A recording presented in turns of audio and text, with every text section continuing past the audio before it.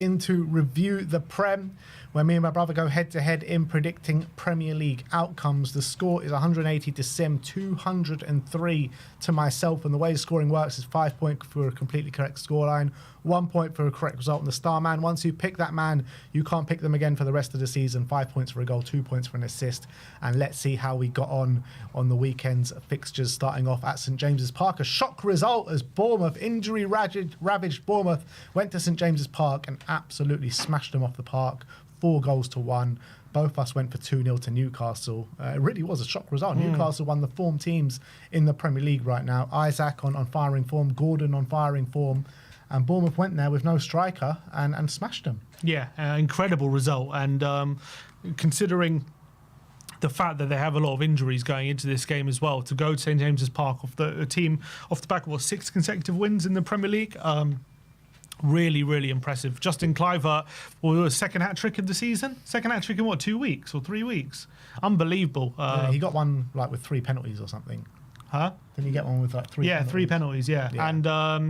And he got a brilliant, the goal at the end was a brilliant hat-trick. Brilliant hat-trick goal. So fair play to Kluivert, absolutely phenomenal from him.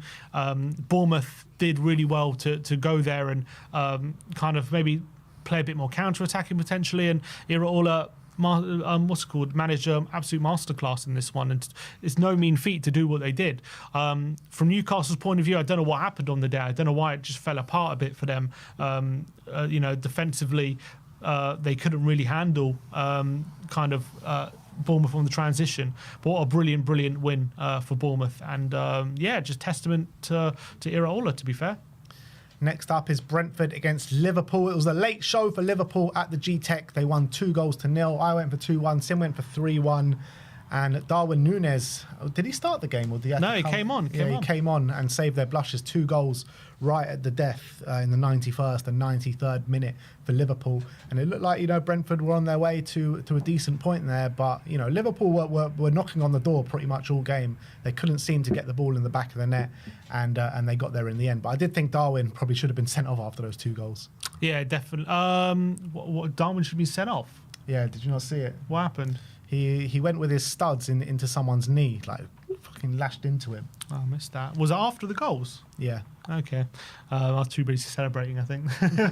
Celebrating Liverpool getting that last-minute winner. I think Liverpool was very close to being a performance that we've seen from them in recent weeks. Again, it wasn't a bad performance. They created so many chances. And as well, Brentford as well had their fair share of chances as well. But they created so many chances in this game, Liverpool, that they would have been kicking themselves if they didn't win this game. It would have been very similar to what they had against Newcastle and Fulham and what other game was it recently where they dropped points? And I can't remember. There was another draw in there recently where they had loads of chances and they ended up drawing. Forest, another game they should have won comfortably.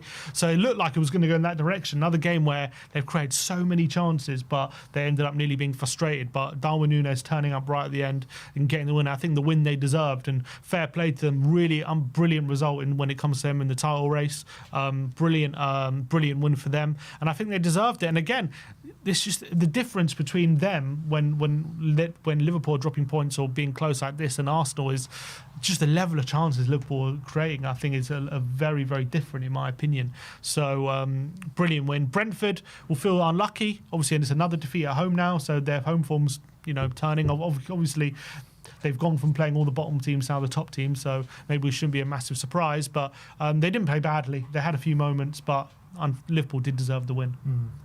Leicester against Fulham up next. It finished 2-0 to Fulham. Both of us went for 2-1 to Fulham, so we both get a point on this one. And really good performance from Fulham. Traore and Emma Smith-Rowe getting on the score sheet. Leicester, you never thought for 1 second that they were going to take anything out of this game. Fulham created a bundle of chances. Could have been more. 2-0. Yeah, Leicester are just on a falling down and down at the moment. I mean, can't get much lower unless they're hit Derby County level of points, but they're really struggling to stay in this league. Ruud van Nistelrooy has not helped. There's an argument to say he's made them worse, to be honest, at this point. I'm not sure if he was the right appointment to be in a relegation battle. Did they appoint him based on the fact he won a few interim games at Man United? Is that why they appointed him? I think as well for what he did in the Eredivisie. He did all right in the Eredivisie. Did he win it?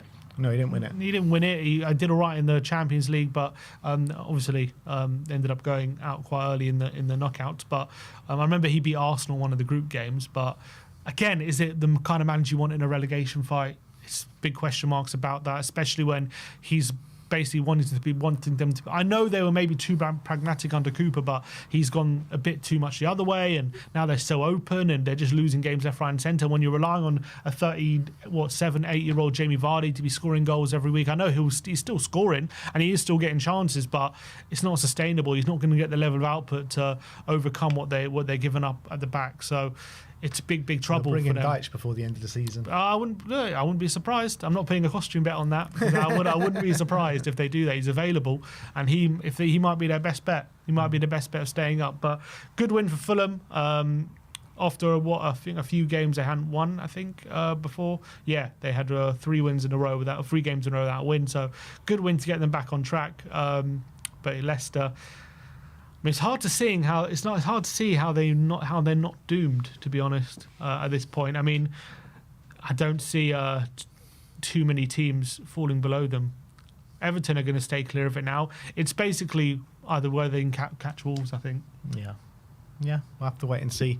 West Ham against Crystal Palace next. 2-0 to Crystal Palace, a double for Mateta. Sim went for 1-0, I went for 2-2. And I thought West Ham was shocking here. You know, you've got this attacking manager in Graham Potter, and they just couldn't break down Crystal Palace for love nor money. And Crystal Palace, again, deserve the 3 points. And, great form they're on. They're on really good form, and they've really turned things around this season after a really slow start. They've now unbeaten. I think it's 1 loss in 11, and they've won 3 of their last 4 games. So I know Glasner's a good manager. He just needed to time to turn things around, and he really has done so. They're such a solid unit. They've even got hit by the blow of losing Chalobah, who got recalled from from Chelsea, and they've still put in a really solid defensive display. Mateta's now turned his season around. He's in really great form at the moment. Brilliant brace for him. And Palace, I went pretty much how I predicted, apart from obviously the extra goal from Mateta. Solid defensively. They're really good in those transitional moments and getting Eze and Mateta and Sar's growing in this season as well. He's starting to get better and better. So and also apparently Kamada, I've read, had a really strong game. I didn't watch it fully, but I've heard reports that he had a really strong game, so maybe he's starting to get to grips with the Premier League. You've got to remember they lost Olise, made quite a few signings in the summer, so they had to reintegrate them as well. And it's a brilliant win. Potter, I think he's just hamstrung by a lack of options up front. Bowen's injured. They're struggling with real quality. Fulkrug picked up an injury. They probably need a proper striker. They got Danny Ings. Ings is there, but he's not been great this season. They need to get him on form. They need to get him in the team and reintegrate him into the team. I think as well, it's still very early on, Potter. And I know they beat Fulham, but again, I said, you watch that game, they got gifted 2 of those goals, and they were lucky to win that game. And that's what happens when they didn't get the luck. They didn't score the goals, and that's probably what the game should have been against Fulham. That's what the result should have been, really. And that's what the result turned out against Palace. So good win for Palace. Arsenal against Aston Villa, finished by 2 goals apiece. Sim went for 1-1, so he gets a point. I went for 2-1 to Arsenal, and I thought I was on my way to 5 points at one point, but Ollie Watkins put an end to that, which was much to my delight, not going to lie. But yeah, I thought Arsenal were good value for that 2-0 win at half-time. Villa were not really at the races in the first half, and then, they get their second goal at the beginning of the second half, and you're thinking, this is going to be a routine win for Arsenal, just Villa not playing. And then suddenly, Arsenal just had some almighty collapse, horrific defending from Arsenal to let Villa back in the game. 2 goals in the space of 8 minutes or 10 minutes, whatever it was. But the question point is always going to be the disallowed goal with Arsenal with a few minutes to spare. I've been fighting myself on this, but I've come to the conclusion now that it definitely was a handball. But the first time I saw it, I was like, definite handball. And then I saw it from a different angle, and I was like, nah, that didn't even hit his arm. That bounced off his belly and went in. And then I've watched it so many different angles, and so many different angles, it looks like a different situation. But then it was a handball. I think, yeah. I mean, there's one angle where it's just clear to see it does hit his hand and it bounced into the net. So I think Arsenal were not robbed of that situation. I thought Villa were very disappointing, really, for the opening exchanges. I thought they gave Arsenal way too much respect. And I know they're going to go there and play a tactical game, but Trossard was on form and he got the assist for Martinelli, and then he got another assist for Havertz, you'll think. And to be fair, you could argue Martinez could have done better with both of those, to be honest. But Arsenal were defensively solid. They were keeping Watkins quiet and they were looking a bit dangerous going forward as well. And it looked like it was a really good tactical game. But I think the injury to Saliba really hurt them because the defending for both of those goals was shocking. That's not what you associate with an Arsenal team under Arteta, especially this season. I think the way Moreno lost Tielemans to allow him to head it for the first goal, and then the defending for the second goal. Never seen the Arsenal defend so badly, leaving Watkins free in the back post to finish that, and it ended up being a really good comeback from Aston Villa. And also Tielemans hit the post there as well. So I think at the end of the day, Villa were probably well worth the point. I think Arsenal being 2-0 up, you don't expect them to be slipping up at that point, but they did, and I think Villa took and that was a real hammer blow, I thought, because this could turn out to be a really pivotal weekend in the title race, because a minute to go, Liverpool drawing, and Arsenal look probably watching that thinking, wow, if they draw and we win, the gap would have been 2 points, would have been, and they ended up, they get the last minute winner, and Villa come back from 2-0 down. And I think this is my point. This is what I've been saying all season when Liverpool got that 8-point lead near the beginning of the season. Do I think Liverpool are going to get 90 points this season and blow everyone away? No. But the thing is, I do think they'll drop points, but who's showing the consistency to overcome that 8-point gap they've gotten?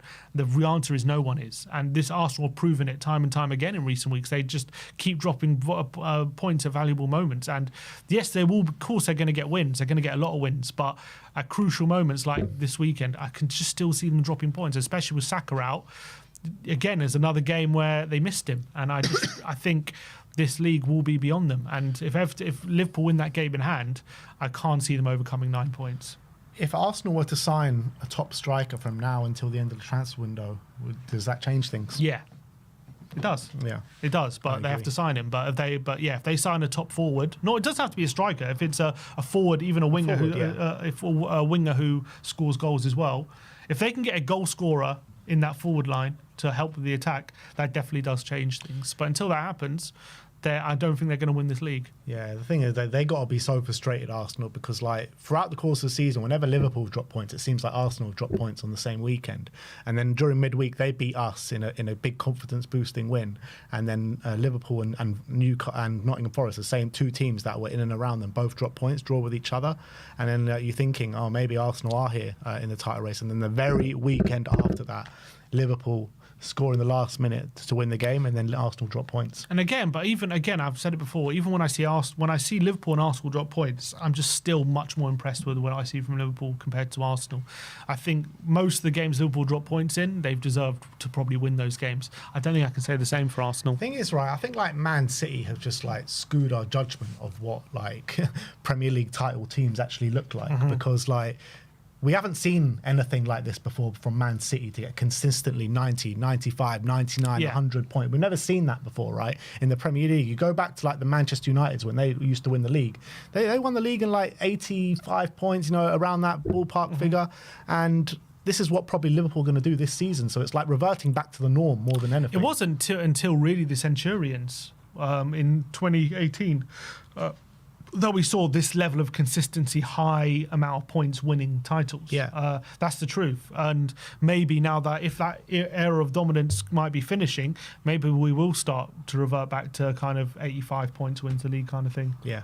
Especially with the level of quality with the middle teams improving. Because you look at it as well, when Spurs finished on 86 points under Pochettino, I think that would have won the league of 4 of the previous 5 seasons. Well, when we lost to Chelsea that year, they finished on 93, which is at that time in 2017 was the second highest points total of all time in the league. There you go. And then since then, that's been blown out of the water about 5 or 6 times. All by Man City. All by and City, Liverpool, once. yeah. No, Liverpool a few times, they just didn't win the league. Yeah, yeah. All right, let's move on to Everton against Tottenham. 3-2 to Everton. Sim went for 2-0 to Spurs. I went for 1-1, so neither of us get a point on this. Look, Spurs were, Ange went for a change. He went for 3 at the back, and it just completely backfired. It was terrible first half. It was embarrassing, really, the way that Everton were able just to carve us open time and time again. It could have been a lot more than 3. A little late rally in the second half in the last 15 minutes when Mikey Moore came on, but it was little too late. We were well and truly beaten. Yeah, it was an absolute disaster of a first half.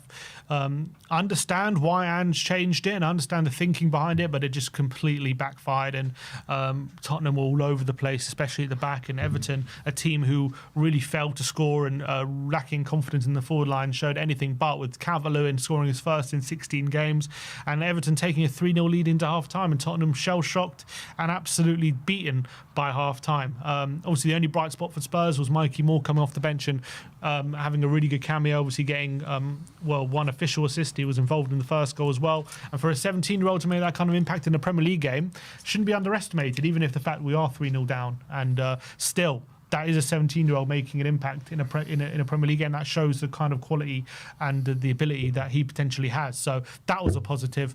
But another defeat for Tottenham. And only 4 points difference between Everton and Spurs. I know Everton have a game in hand on top of that as well. It is against Liverpool, but they do have a game in hand, and all of a sudden it's extremely dicey territory for Spurs, and they're just losing game after game after game. Everton got actually a good record at home to Liverpool, though. They do. They do. Obviously, Liverpool in the title race. Of course, Liverpool will be favourites, but you wouldn't put past Everton to get a result there, because I think last season they ended Liverpool's title chances, didn't they, with a win, even though they weren't having a good end to the season. So, also their last Merseyside derby at Goodison, they're just going to be well up for it. But still, obviously, if you're putting money on it, I would still say Liverpool more likely to win, but you never know in that kind of fixture. Form probably goes out the window. And you saw maybe as well, has getting Moyes in, is that going to give them a new lease of life? Is that going to give them fresh energy? I think Moyes, as much as he's not like the most expansive manager, is he a bit more expansive than Deitch potentially? So it'll be interesting to see how their form starts to turn over the next few weeks. But Tottenham, obviously they lost Solanke on the eve of this game as well. Just losing players left, right and centre, losing games, and Ange is under serious pressure. Serious pressure. Yeah. Next up is Manchester United, Brighton. It finished 3-1 to Brighton at Old Trafford. Sim went for 2-1 to Brighton. I went for 2-2. And what is it with this Manchester United side? Can pull out the performances against the Liverpools and the Man Cities. But when it comes to I know Brighton have been, all right this season. When it comes to the teams where you think historically that they should be winning, they just have a complete no-show. A complete no-show. I mean, it was a well-deserved 3 points for Brighton. Yeah, man, you had a couple of chances here and there, but Brighton just seemed to have the beating of Manchester United over the course of the last 3 years, really. Yeah, 3 years in a row. Unbelievable win for them. No, and 2 wins on the trot off. They're not winning, in 7? And they're now they've got 2 wins on the spin. So fair play to Brighton, and it was much deserved victory. Minter and Mitoma causing Man United all sorts of problems, and I think they are struggling to adjust to this back 3. And ever since they had those results against they drew with Liverpool. They knocked Arsenal out the FA Cup, and you're thinking, wow, is Amorim really starting to get to grips with things here? And since then, they should have lost to Southampton. They were lucky to win that game, and they've lost here again home to Brighton. And not Liverpool, Arsenal is what I was talking about. Yeah, go on. Sorry. They've there are reports I'm reading that Amorim was so frustrated after the game he smashed a TV screen in the dressing room. He's clearly getting frustrated. Do you think Amorim's starting to regret this move at this point, mid-season? The fact, because he always said he didn't want to move mid-season, and he was very adamant about that, and obviously he got convinced to do it. But at this point, is it hurting his reputation a bit too much potentially as he carries on? I don't know if it's hurting his reputation because they've got a full team. Yeah, they do have a full team, but like I said when he got announced, and after the initial bad run of form, the Man United hierarchy chose against getting Amorim in mid-season because the players that he has don't fit his system. So it's absolutely madness that they ended up going for him a few weeks later, right? So I think that he needs players in. He needs players in this January transfer, and he needs players in the summer. Whether it's hurting his reputation, I don't think so, because I think you're looking at the managers that have come into Manchester United and failed. I just think it's just, there's a long list right now. I feel like they will, reap the benefits in the long term if they keep with him. But, he's going to need a couple of transfer windows, particularly the summer window, and he needs the pre-season as well. That's my point. But my point is, I don't think it's hurting his reputation, no. But it could. My point is, if it keeps getting worse and he doesn't turn the results around, they keep losing. Especially when they've got a full. If they're not going to get signings and they've got a fully fit team, so it's not like he can blame injuries or anything like that. It could hurt his reputation if he ends up getting sacked at some point this season. I feel like what's he gained from coming in mid-season? Just that he's learning who he wants and who he doesn't want for next season. But if he came early in the preseason, he can do that. You know what I mean? So I don't know. I think you learn a lot more seeing what your players do on the pitch than on the training ground as well. But as well, it's so hard to implement your way of, especially when you're completely changing up the system and everything. When you're doing it mid-season, when you're playing every 3 days, they're in Europa League just like us. They were in the Carabao Cup up until we knocked them out. They're playing so often that it's hard. He's admitted he's only getting 1 day on the training pitch pretty much a week with these players right now to try and implement it. And I think it might be alternative solution. Just keep Ten Hag. And what you got to learn with that, they wanted him sacked last season, and the FA Cup was the only saving or maybe grace. stuck with Rude. Yeah, what they should have done is sacked him in the summer. This could have been all avoided if they sacked him in the summer, appointed Amorim then, and given him a pre-season, given him a transfer window. Or maybe they just should have stuck with Rude interim-wise. And I know they don't want another interim, but I think I'm not saying from Man United's point of view it was a mistake. I'm saying from Amorim's point of view, I don't know if for him right now, the way things are going, if he's too happy with the situation, because he was at Lisbon winning the league, doing really well in the Champions League. Gyökeres was banging in goals left, right, and centre, and could have had another title under his belt. He's left that for mid-season, which he didn't want to do. He said that multiple times. He didn't want to do that, but he somehow got convinced to do it. Maybe he thought this is his big chance to move, and I don't know if if he had his time back, if he would do it again. Maybe not. But I do feel like this kind of period, I think he'll learn a lot.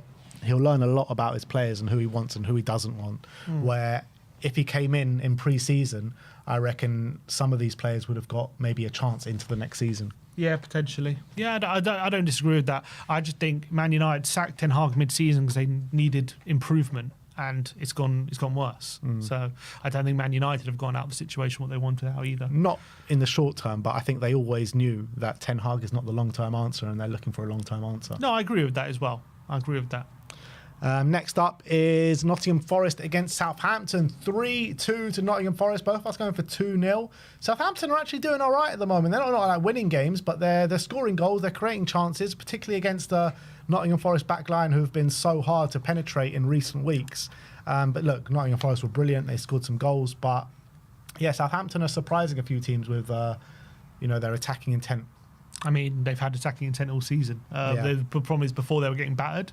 Now it's a bit closer, albeit I think a few weeks ago they still had some batterings. But look, they gave Man United a game. They should have really won that game. And this one, they were 3-0 down, but they did get it back to 3-2, and there was 12 minutes stoppage time. And actually watched the highlights. I think it was Onuachu had a header cleared off the line. He's the one that scored, didn't he? He scored, and he had a header cleared off the line at 3-2, and it could have been 3-3. So they could have come back 3-0 down against Southampton, against a Forest team who are extremely resolute defensively and not known for conceding goals. So credit to them for giving Forest such a close call, but obviously the damage was done already with the 3-0. And Forest just keep going from strength to strength. They'll be a bit disappointed that they nearly let this game get away from them, and they'll probably have to discuss internally why. But what is that? 8 wins out of 10 or something, or 8 wins out of 9 for them? It's 22 points in the last 24 available. That's 7 wins out of 8. Yeah, incredible form, absolutely incredible form, and they have really they're almost cemented their place in the top 4 at this point. Should we have stuck with Nuno? Should we have stuck with Nuno? No, but I mean he's done unbelievably well. So fair play to him. All the credit should go to him because when he left Spurs, and his stock was so low, he had to go to Saudi to get a job. And now look at him, right third in the Premier League. He's level on points of Arsenal. 22 games in, and that deserves so much credit. So fair play. They keep winning games, and they're shutting a lot of people up. And right now, they're 6 points clear of City in the race for the top four. So they're as close to the fifth as they are to first. So I mean, if Arsenal were still in this race, then so are Forest. Ipswich against Manchester City, 6-0 to Man City on the day. Sim went for 2-1, I went for 2-1, and yeah, Man City just blew them away. Phil Foden on form, Kevin De Bruyne on form, and Jeremy Doku on form in this one as well. I mean, this was a drubbing, wasn't it? Absolutely, and Ipswich just were on the end of a hiding. Maybe there are signs of City really starting to get their act together a bit and starting to get consistent results and wins. That's now 3 wins in their last 4. I think since De Bruyne has come back in, Foden, you're seeing a lot better Foden in recent weeks, and it was always likely that his form wasn't going to carry on for the whole season, only scoring no goals. So he's now he must be on like 5 goals now this season, so he's really in recent weeks starting to bury them. He's starting to look like the old Foden, to be honest, in recent weeks. I think De Bruyne has really helped. Haaland's starting to get back on the score sheet. They've now got some new signings through the door as well. They didn't play in this game, but they've got Kuzanov. They just hired another midfielder today. They're getting more signings. So I think City will probably be all right, and we all know that City on their day can batter anyone, and that's what they did in this game. Ipswich just couldn't cope with what City had to throw at them. Delap and Hutchinson were just non-events in this one. They couldn't do anything to City, and it was an absolute annihilation. So good win for City. Ipswich, though, after an initial, after a brief period of beating Chelsea and drawing away at Fulham, you're thinking, are they starting to get results? I think they've been battered in the last couple. Not bad. They lost to Brighton 2-0, and now they've been battered this one. So it's always going to be the case when you're battling at the bottom. Just try and get results when you can, and it was a tough day for them. Yeah, it was a tough day. But Man City now, their next 4 games are Chelsea at home, Arsenal away, Newcastle at home, and Liverpool at home. Wow. I mean, if they can go on a big run there, can they creep back into this title race? No, I don't think they can. 4 wins, don't do it. Unless Liverpool are going to drop in 3 points in 3 of those games. Because they're 12 points away and Liverpool have a game in hand. If Liverpool win that, it's 15 points. I just can't see City catching Liverpool 5 in 5 games up. I just can't see that, to be honest. Even if they win every game from now to the end of the season. Probably, if they win every game from now to the end of the season, they might do it. How many points does that put them on? Has it been points to put them on? There's 16 games left. So 16 times 3, so 48 plus 38. I'll put them on 86. I reckon it could do it. I'm saying it might do it, but they would have to win every game from now to the end of the season. Yeah. And I don't know if they'll do that, yeah. You know what? They'll probably win those 4 games and then come to Tottenham and lose. Yeah, cool. That's probably going to happen. But let's go on to the last game, which was Chelsea 3, Wolves 1. Good victory for Chelsea. Back to winning ways. Wolves, a bit toothless in this game. Sim went for 2-0. I went for 2-2. It did look like Wolves could make a late rally towards the end. But, I mean, in the first half, definitely for the first 35, 40 minutes, it was just basically Chelsea just camped in the Wolves box, and Chelsea didn't get as many goals as maybe they would have liked, or create as many chances they would have liked, but it was domination. Yeah, I think I didn't watch this game, unfortunately. I was out, but Chelsea, I've heard, struggled at points. Obviously, they got pegged back by Matt Doherty just before half time. I did see the goal, bad mistake from Sanchez. Again, he's a keeper. It's just a keeper. I'm not a massive fan. I don't think he's a fantastic keeper, but obviously Chelsea did take the lead through Tosin. It was actually ruled out initially, and VAR gives it. But players, Cucurella, not for the first time in recent weeks, darting into the box, getting in on the end of things, and he gets his goal. And Madueke sealing it. And once it's 3-1, do you believe that Wolves ever had the firepower to get back in that game? Probably not. And it's a standard win for Chelsea. From I didn't watch the whole game. What I've been told wasn't a great performance, but they did get over the line, ended up winning the game 3-1. And after being winless in 5, sometimes it just takes a game like that where even if you haven't been great, you just get the points, and that can be enough. And they needed that win. They're back in the top 4 after it, so it's a big win for them. And after some seriously poor performances, maybe they can get back on track here. From Wolves' point of view, after an initial bounce by the manager, the last few, I think they've conceded at least 3 goals in the last 3 games. So their form is getting worse 3 to Forest, again. 3 to Newcastle, 3 to Chelsea, albeit 3 good sides. Yeah, but still, when you're conceding 3 goals in these games, You've got Arsenal next and Villa after that, so and Liverpool after that. as much as there was an initial bounce, I don't know how much help this new manager's done for them. We'll have to wait and see in the next few games, but they're being helped by the fact that Ipswich are also losing games. They're only outside the bottom on goal difference, but it's going to be a real dogfight. I think Southampton are down, and I just think it's going to be 2 out of Leicester, Ipswich and Wolves who are going to go down, and Leicester is really struggling. And I think it might be just a fight between Ipswich and Wolves. To be honest, it might turn into that over the next few weeks. Yeah, but if anyone can just literally put a run of like 2 or 3 wins, they all of a sudden they could be looking really good. It's mad. Yeah, look, long way to go still. Only 22 games. So what is it? 16 games left of the season. Yeah. So I think potentially a lot of twists and turns left to come. But star men, Sim went for Morgan Gibbs-White, who got an assist on the day, and I went for Paqueta, who got hauled off after 55 minutes. So he got absolutely nothing. So we end up this week with a 17-point gap. Sim did close it a little bit. But we'll be back on Thursday for our new round of Premier League predictions. So thank you